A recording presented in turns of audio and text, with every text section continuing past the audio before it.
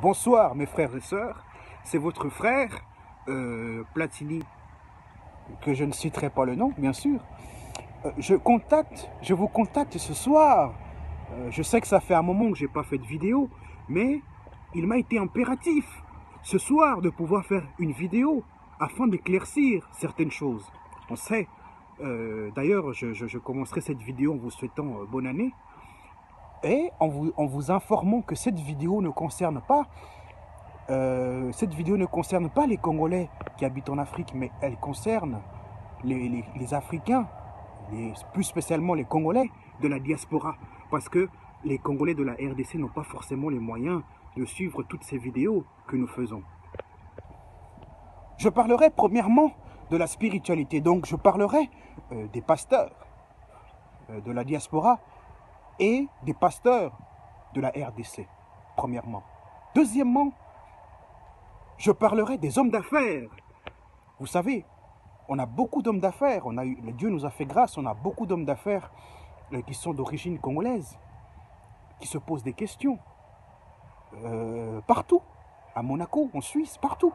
Et je parlerai de ces personnes-là ce soir. Je parlerai, troisièmement, des politiciens, ainsi que des partis politiques, afin d'éclaircir certaines choses. Je vais commencer avec le premier point. Le premier point concerne les pasteurs. On a vu premièrement notre frère, Lord Lombo, si c'est comme ça qu'on l'appelle, faire une vidéo en nous faisant comprendre que la race noire était inférieure à la race blanche. On a vu que cette vidéo a surpris tout le monde parce que, en tant que pasteur, les gens ne lui ont jamais vu sur ce visage. Même moi, qui avait une très bonne image de lui, j'ai été étonné par ses propos. Nous avons vu par la suite, en janvier, notre frère Michael Ambaï, qui a agressé sa femme suite à tout ce qui s'était passé en 2019. Nous voyons maintenant le frère Moïse Mbi également, qui a des problèmes avec des filles, on a des filles qui sont en train de témoigner en disant que le pasteur s'est joué d'elles et qui souhaitent reprendre leur revanche. Moi, j'aimerais dire ceci. Mesdames et messieurs, j'aimerais que vous compreniez une chose. Nous sommes en train d'assister à la fin du christianisme en RDC. Nous sommes en train d'assister à la fin de l'islam en RDC et de toutes ces religions étrangères. Les religions culturelles Congo ou congolaises pour certains sont en train de prendre le pouvoir parce que nous savons que la Bible que nous lisons a été erronée, pas à 100%, mais que la majorité des versets ont été inversés, notamment sur l'histoire des Juifs et des Bantous que nous sommes, parce que nous savons que nous, les Bantous, nous avons un lien de sang avec les Juifs, qui sont nos frères, nos cousins d'ailleurs.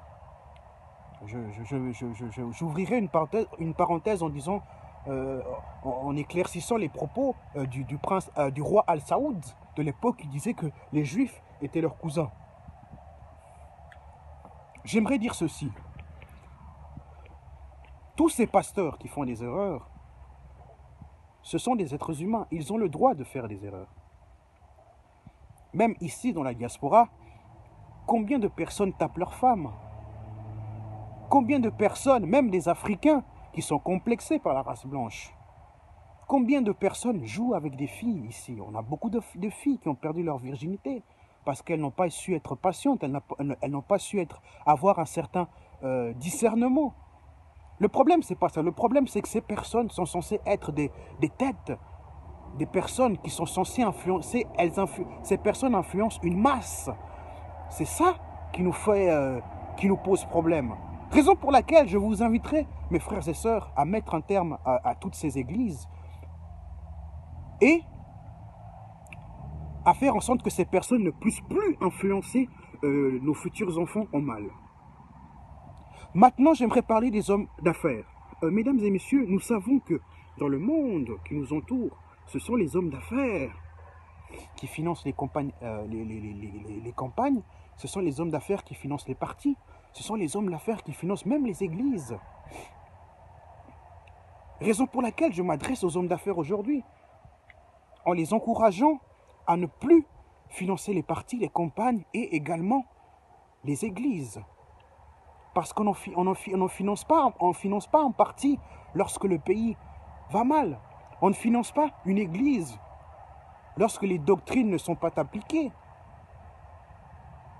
Raison pour laquelle je vous invite, mesdames et mes frères et sœurs, qui êtes dans les affaires, à ne plus faire cela. Troisièmement, j'aimerais parler également des politiciens et des partis politiques au RDC. Mesdames et messieurs, j'ai moi-même voulu intégrer un parti au RDC, mais comment voulez-vous intégrer un parti lorsque le pays se trouve dans une guerre spirituelle qui dure depuis des lustres?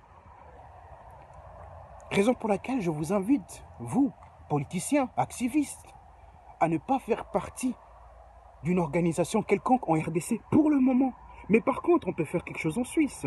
Vous savez, en Suisse, pourquoi la Suisse? La Suisse est un pays neutre. C'est un pays qui regorge de financiers. C'est un pays où on peut faire quelque chose pour la RDC. Je peux donner un exemple. Vous savez que les Juifs dirigent Israël à partir des États-Unis. Malgré le fait que leur siège se trouve à New York, mais ils ont ouvert leur organisation en Suisse.